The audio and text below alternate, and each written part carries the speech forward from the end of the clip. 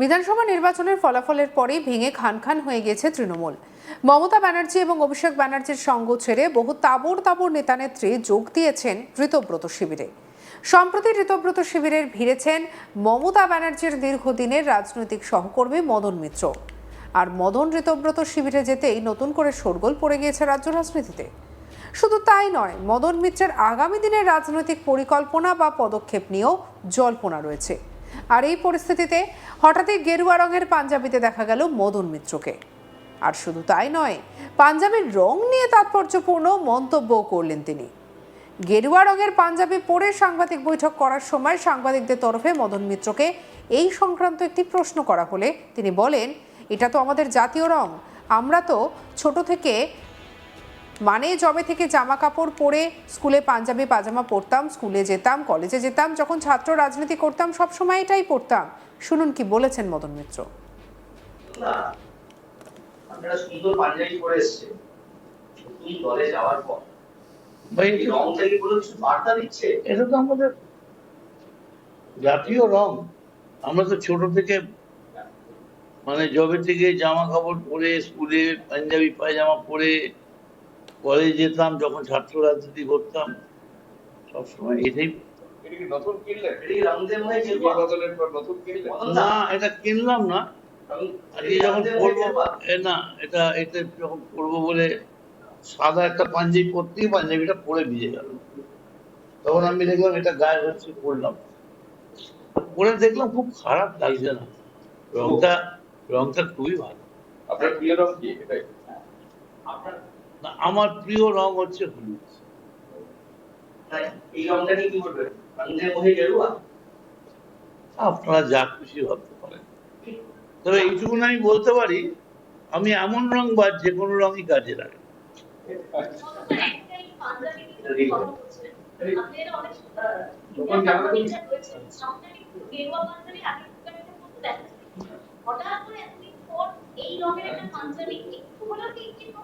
হ্যাঁ, সবকিছুই তো নতুন দেখা যাবে, নিত্য নূতনের মধ্যে দিয়েই এই খেলা চলবে নিরন্তর।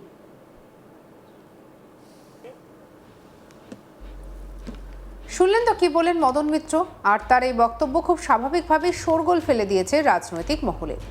এদিকে মদনের এই শিবির বদল প্রসঙ্গে তৃণমূল বিধায়ক কুণাল ঘোষ বলেছিলেন, মদনদা শারীরিকভাবে ওই দিকে গেছেন, কিন্তু মনটা অন্যদিকে পড়ে আছে।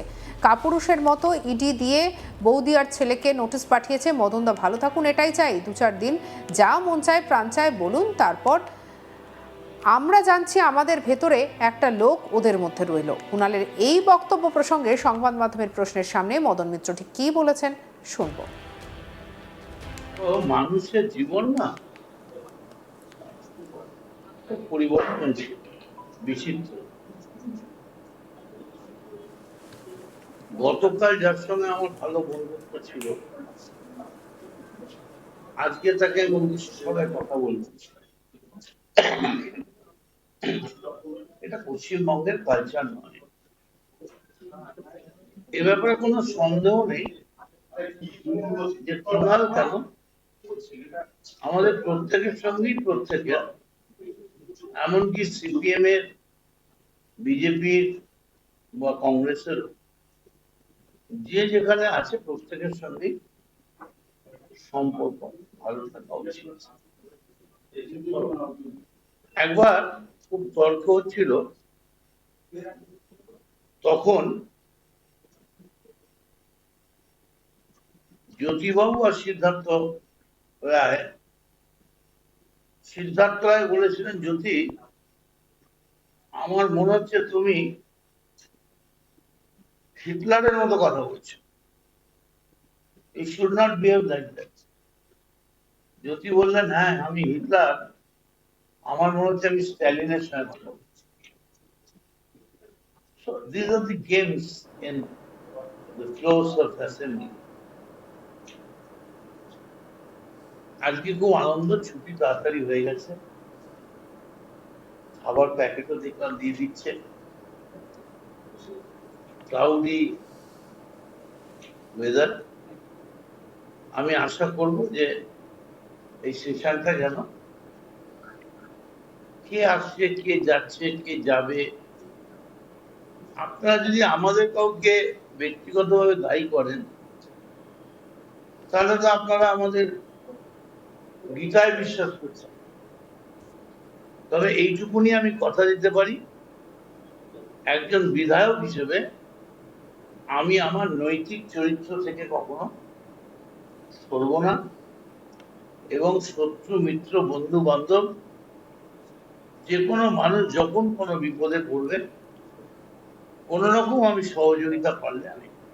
না, আমি যে উনি যে বলছিলেন যে আপনার মন ওদের দলে পড়ে আছে, মানে কালীঘাট তৃণমূলে, এটা কি আপনি বিশ্বাস করেন? দেখুন, মন নিয়ে বোধহয় বায়ু, আলো, হাওয়া সব নিয়ে যত গান, পাখি, ফুল, সব থেকে বেশি গান হয়েছে মন নিয়ে। আজ মন চেয়েছে আমি হারিয়ে যাব আমি তোমার সাথে। এখন কুনাল ঠিক আমার সঙ্গে হারাতে চাইছে না অন্য কিছু করতে চাইছে আমি বুঝতে পারছি। তবে আমার মনে হচ্ছে বলে কুনালের হারাবার দিনটা খুব তাড়াতাড়ি। এটা আমার মনে হলো ভাই। আজকেও তো বলছে যে আপনি ভয়ে চলে গেছেন স্ত্রী দুই পুত্রের কথা ভেবে, এখানে বলছেন কোথায় আপনার স্ত্রী এবং দুই পুত্রের কথা ভেবেই আপনি ভয়ে চলে গেছেন। আচ্ছা, একটা কথা বলুন, স্ত্রী পুত্রের কথা ভেবে স্ত্রী পুত্র চলে যাবে, আমি কেন চলে যাব? আর স্ত্রী পুত্র তো আমাদের দেশের এজেন্সি দেখেছে, যাবে, এর আগেও দেখেছে, গেছে, বাড়িতে এসছে। সত্যি যদি আমি কোনো অন্যায় করে থাকি, তার তো বিচার হওয়া উচিত। অতএব ওইসব নিয়ে আমার কোনো ব্যাপার নেই। কিন্তু আমার যেটা মনে হয়েছে যে কালীঘাট থেকে তৃণমূল কংগ্রেস যেভাবে পরিচালিত হচ্ছে, সেভাবে আর যাই হোক এই দবদবা বিজেপিকে লড়াই করা যাবে না। অন্যদিকে এদিন কথোপকথনের মধ্যে ঠিক কি উঠে এসেছিল কুণাল ঘোষ এবং মদন মিত্রের কথার মধ্যে, চলুন শুনুন। আমি চাই শোভনদা আগামী 10 বছর বিরোধী আসনে বসুক। 10 বছর সরকারি আসনে এটা কি বললি? আমি চাই শোভনদা আগামী 10 বছর বিরোধী আসনে বসুক। শারীরিক ভাবে ফিজিক্যালি হয়তো ওইদিকে গেছেন, কিন্তু মদনদাও বিশ্বাস করেন যে মদনদার মন অন্যদিকে পড়ে আছে। কাপুরুষের মতো ইডি দিয়ে বৌদি আর ছেলেদেরকে নোটিশ দিয়েছে। ফলে আমরা চাই মদনদা ভালো থাকুক, 2-4 দিন যা মন চায় প্রাণ চায় বলুক। আমরা এটুকু জেনে রাখছি, আমাদের ভেতরের একটা লোক ওদের মধ্যে রইল। সঙ্গে রাখুন আজ তাক বাংলাকে, সাবস্ক্রাইব করতে ভুলবেন না।